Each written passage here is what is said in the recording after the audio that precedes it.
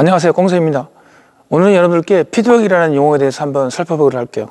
사실 피드백의 사전적 의미는 그 N형, 네이버, 그죠? 거기서 인터넷에서 여러분들이 잘 확인하시면 될 것 같고, 간단한 의미로는 이제 어떤 일어나는 현상에 대해서 어떤 주고받는 그리고 그 상호작용에서 뭔가를 발전시켜 나가는 과정에 그 일어나는 행동들을 일컫는다고 간단하게 요약할 수가 있는데, 그럼 이런 것들은 이제 우리 운동학습할 때 굉장히 많이 사용하죠, 그죠? 그래서 그 운동학습 쪽으로 해서 피드백을 한번 여러분들과 얘기해 보겠는데, 사실은 이 내용들은 여러분들 배드민턴 배우시는 분들이나 아니면 가르치는 선생님들도 한 번쯤은 좀 살펴보는 것도 나쁘지 않을 것 같아서 오늘 제가 주제를 끌고 왔어요. 그래서 우리 배드민턴의 경우에 보면 제가 이제 계속 가르치다 보면 굉장히 답답할 때 많죠. 사실 뭐 운동을 이제 가르치다 보면 아주 잘하는 사람, 그리고 딱 나눠서 아주 못하는 사람, 중간적인 사람, 이렇게 얘기할 수가 있을 텐데, 사실 잘하는 사람들은 어떤 것들을 가르칠 때 굉장히 구체적인 어떤 피드백을 주지 않아도 어떻게 보면 선생님의 자세를 보고 바로 따라하는 사람도 있죠, 그죠? 예를 들어서 뭐 라켓을 어떻게 잡아라, 아니면 드롭을 할 때는 어떻게 쳐라, 스매싱 할 때는 어떻게 해라. 그러면 선생님 시범을 한번 보이면 스윙 가르칠 때부터 따라서 하는 사람은 바로 따라서 하는 사람들이 있단 말이죠. 반면에 어떤 분들은 습관된 자세에서 굉장히 못 따라오는 사람이 있고, 또는 초보적인 운동 시작하는 분임에도 불구하고, 왕초보임에도 불구하고 그 어떤 느낌들을 굉장히 따라오는 데 불편해하고 힘들어하는 경우를 많이 볼 수가 있었어요. 그래서 이제 제 경우에는 우리가 운동학습을 한다 그러면 사진 찍듯이 딱 할 수 있는 게 아니잖아요, 그죠? 아까 얘기했듯이 선생님 한번 시범 보이면 그대로 탁 해내는 사람이 있고, 또 어떤 사람들은 그 과정이 굉장히 복잡하고 어려운 사람들이 있단 말이에요. 그러면 이제 원론적으로 운동학습이라는 것은 이해하고 그 다음에 반복되는 훈련을 통해서 내가 몸에서부터 발현되어 나오는 동작이어야 된단 말이에요, 그죠? 그러니까 이해하고 끝나는 게 아니란 말이에요. 그러니까 무수히 반복하는 과정을 통해서 어느 하나의 완성된 자세가 나오는 거죠. 그렇게 생각해 보면 어떤 동작을 사진 찍듯이 하나를 탁 만들어내는 것이 아니라 우리가 대생하듯이, 제가 이제 그런 얘기를 많이 하거든요. 자꾸 힘들어하고 그런 분들한테는 운동학습이라는 것이 한순간에 이루어지는 것이 아니라 알았다고 끝나는 것이 아니잖아요, 그죠? 아는 것들을 내가 이해하고 그걸 수없이 반복해가면서 내 몸에서 체득되게 느껴야 된단 말이죠.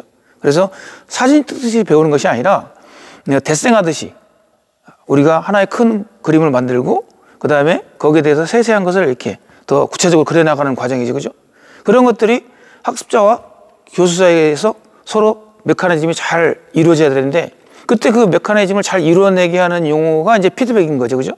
근데 그 피드백이라는 용어가 어떻게 쓰여지고 어떻게 적절하게 학습자에게 이해시키냐에 따라서 금방금방 그걸 이해할 수도 있는 반면에, 도대체 저 사람이 뭐라는 거야 도대체, 이런 과정을 제가 한번 여러분들께 시범 보여줄게요. 이런 일이 있었어요. 내가 이 드롭을 하라고 했어요. 근데 드롭은 우리가 오버헤드 스윙이나 저 같은 경우는 이제 스매싱이나 하이크레를 먼저 가르쳐주고 그 다음에 드롭을 가르쳐주거든요.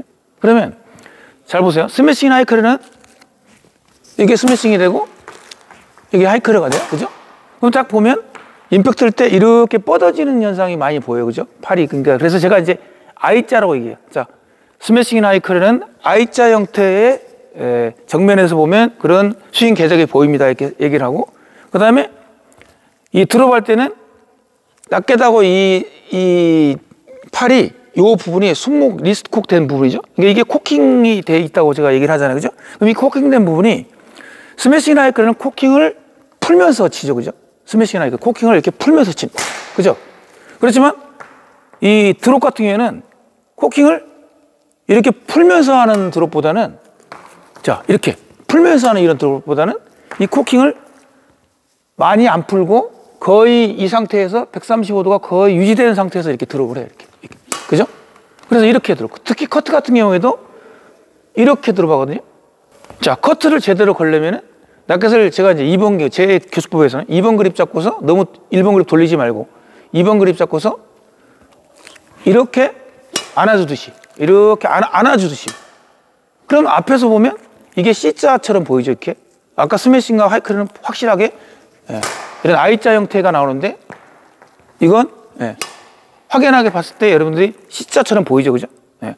그래서 제가 이제 그 피드백 용어를 그렇게 쓰는 거예요. 자, 스매싱과 하이크는 I자가 나올 정도로 쭉 던지세요. 그렇지만 드롭은 그렇게 하는 것이 아니라 들어갈 때는 똑같이 들어가지만 이렇게 여기 뒤에 들어가서 이 테이크백 쪽에서 뒤에서 낫겟이 들어가서 나올 때는 팔로스로로 나올 때는 임팩트와 그 이후의 동작들은 I자 형태로 하는 것보다는 이렇게 C자 형태로 예, 스윙을 하면 드롭할 때 커트라든지 아니면 슬로우 드롭 같은 경우에도 굉장히 효과적입니다. 이렇게 설명한단 말이에요. 즉 다시 말하면 그 피드백 용어를 어떻게 구사하느냐에 따라서 사람들이 빨리 알아들 수 있고 늦게 알아들 수 있어요. 그리고 자 드롭 같은 경우에는 너무 손목 위주로 하지 마시고 손목의 각을 잡아주고 어깨로 가볍게밖에 안아주듯이 하면서 어깨의 감각을 많이 느끼려고 노력을 해야 합니다. 이렇게 피드백을 주면 사람들이 아 드롭은 너무 손목을 위주로 많이 하는 것보다는 어깨 컨트롤러에서 감각을 느끼는 걸 자꾸 해보려고 한단 말이에요. 그러면 확실히 드롭에 대해서 그 섬세한 부분이 조금씩 익혀지는 경우가 많아요. 뭐 이건 제 경우지만 어쨌건 제가 드리고 싶은 말씀은 뭐냐면 이 피드백 용어라는 것은 그때 운동을 하는 그 사람의 그 자세에 따라서 어떻게 효과적으로 그 사람을 이해시키는가에 대해서 굉장히 유용하게 사용될 수 있다는 거죠. 그러면 그 피드백의 용어는 지도자마다 사용하는 언어 구사나 이런 것들이 약간 차이가 있을 거예요. 그죠? 근데 그 피드백 용어가 자칫 와전돼서 그 하나 단어를 가지고 꼬집고자 한다면 그건 조금 더 위험한 결과가 될 수도 있겠죠. 자, 제가 대표적으로 이제 배드민턴을 30년 가르치면서 우리 이제 제 교수법을 배우는 제자들한테도 얘기하는 게 뭐냐면 가장 대표적인 V 체킹을 제가 많이 이제 피드백 용어로 사용해요. 어떤 경우냐면 이래서 손목을 이렇게 써야 되는데 임팩트 때 이렇게 손목을 써야 되는데 손목을 못 쓰고 계속 끌고 내려온단 말이에요. 이렇게. 그러면 그런 사람들한테는 한번 이번에는 스윙을 임팩트 감을 당신이 너무 느끼지 못하고 있으니까 끌고 내려오지 말고 한번 이렇게 끊어보세요. 이렇게. 예, 그러면 끊어주면 여기서 이렇게 V자가 보일 겁니다. 이렇게 딱 체킹할 때 이런 V자가 보이죠. 그러면 이렇게 가르쳐서 이렇게 연습하면 금방 그 사람이 이걸 V자를 만들려고 하다 보니까 이걸 빨리 끊게 돼. 이렇게. 자, 이게 끄는 거 이해됐죠? 그러면 조금 더 힘차게 내려보세요. 그 대신에 이 임팩트 순간에 V자를 나왔을 때 그 느낌을 이해하면서 내리세요. 이렇게 해야죠. 그러면 마지막에 어떻게 되냐면 손목을 강하게 빨리 쓰고 그대로 팔로스로 내려와서 여기서 바로 V 체킹이 여기서 나오죠. 그러니까 짧은 스윙은 이렇게, 큰 스윙은 이런 식으로. 그래서 그 용어를 바로 설명해주고 제가 이렇게 가르치면은 사람들이 확실히 받아들이는 게 되게 빠르더라고요. 그러니까 아까 얘기했듯이 드롭 같은 게도 너무 던지지 말고 좀 안아주듯이 하는 게 좋습니다. 이렇게. 그러니까 피드백 용어를 어떻게 구사하느냐에 따라서 학습자가 느끼는 그 막힌 데를 뚫어주는, 즉 다시 말하면 그 막힌 데를 뚫어주는 굉장히 중요한 키워드가 될 수가 있어요. 그래서 저 같은 경우에는 그것을 어떻게 많이 이용하냐면 그 사람이 몸으로 느끼는 피드백을 많이 얘기를 해요. 가급적이면. 그러니까 뭐 그냥 힘 빼라가 아니라 자, 힘을 뺄 때는 어떤 느낌이 있을 겁니다. 자, 손목을 쓸 때는 어떤 느낌이 올 겁니다. 그 사람이 운동 수행자가 느꼈을 때 이게 어떤 감각이지? 그런 것을 빨리빨리 이해할 수 있도록. 물론 사람마다 그 상황에 따라서 다 다르게 나타나기 때문에 지도자가 잘 파악해서 가르쳐 줘야겠죠. 그리고 또는 이제 그런 피드백을 쓰기도 하고 또 하나는 뭐냐면 그 사람이 과거에 운동했던 것들, 예를 들어서 배드민턴 배우기 전에 어떤 운동을 했다 그러면 자, 그때 그 운동이 이런 느낌이었죠? 자, 이런 것도 이런 느낌입니다 하고 가르쳐 주죠. 그래서 그런 것들이 과거의 경험에 의해서 현재 내가 운동하는 것에 대해서 바로 전이 과정에서 긍정적인 피드백으로 빨리빨리 느낄 수 있도록.